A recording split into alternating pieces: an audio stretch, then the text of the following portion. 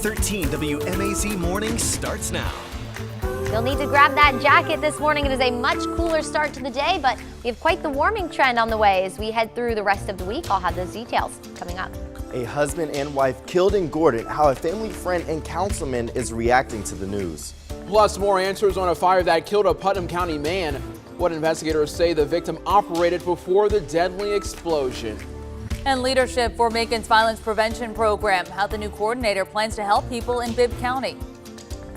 Good Tuesday morning, Central Georgia. You're taking a live look over a beautiful downtown Macon. Whatever you're doing right now, I just want you to stop and take a look at your screen. Macon, it's looking very beautiful this morning. The time is now 6:31 a.m. on this Tuesday, April the 19th. I'm Wanye Reese. And I'm Caitlin Hack. That sunrise is absolutely gorgeous, but it makes it look like it's so much warmer outside. Oh, don't be fooled, Courtney.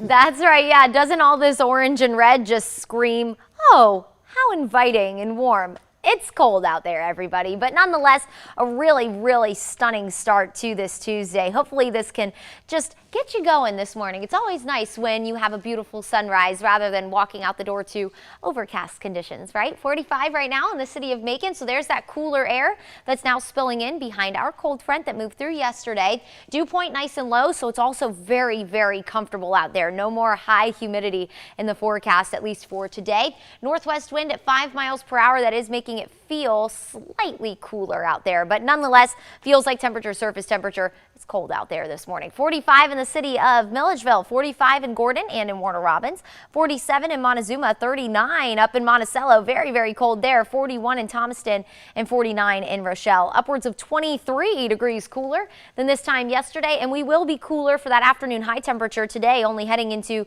the mid to upper 60s. But we do have a warming trend on the way. I'll have those details in just a few minutes.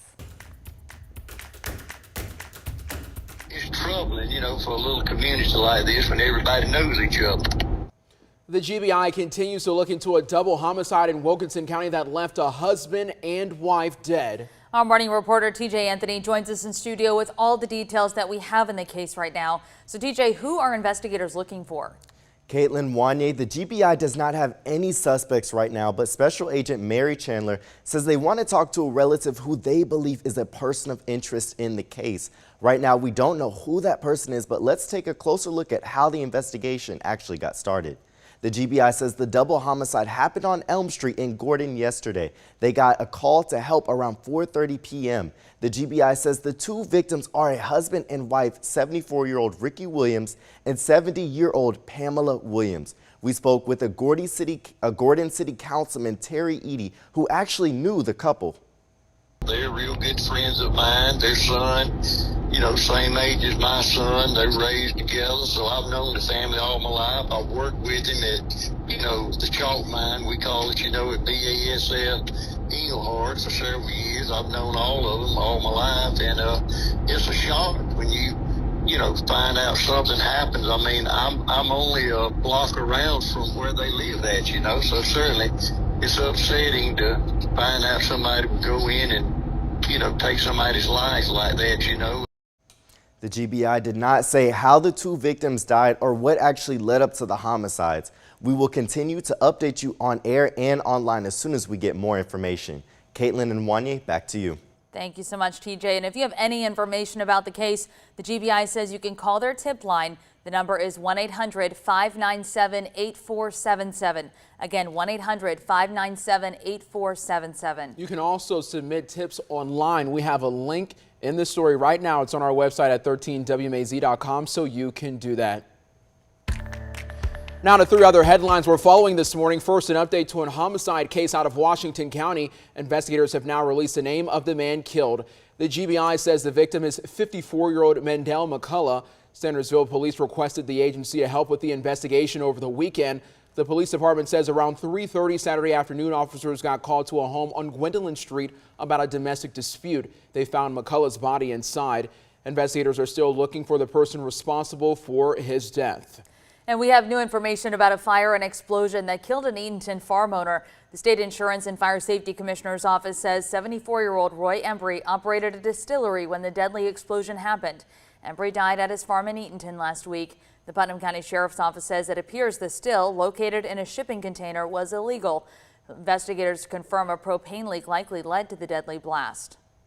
And an SUV wreck in Dodge County left a pregnant woman and her unborn child dead. Coroner Joe Smith says the accident happened just before 8 yesterday morning around Abbeville Highway and Edna Moore Road. He says 31-year-old Kenesha Northcutt Jones drove off the road and her SUV flipped several times. She was 34 weeks pregnant.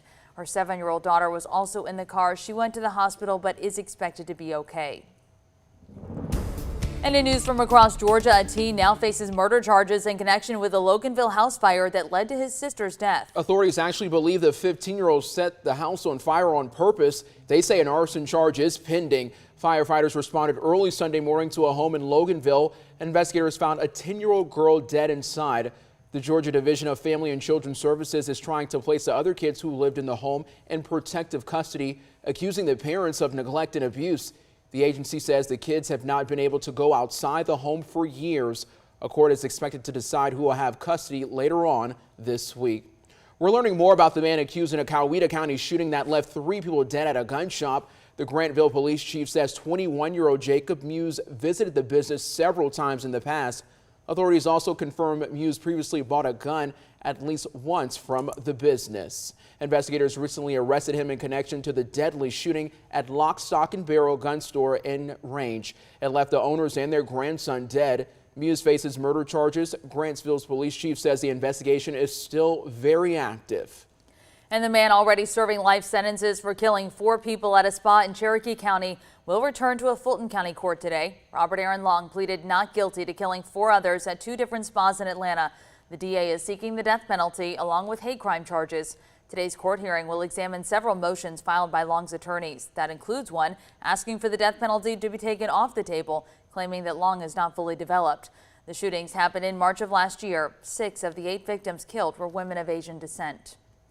Well, some Georgians could see less taxes. Yesterday, Governor Brian Kemp signed into law a measure that exempts taxes on some military retirement pay. The bill had been talked about for about 15 years. Alabama and South Carolina have similar laws in place.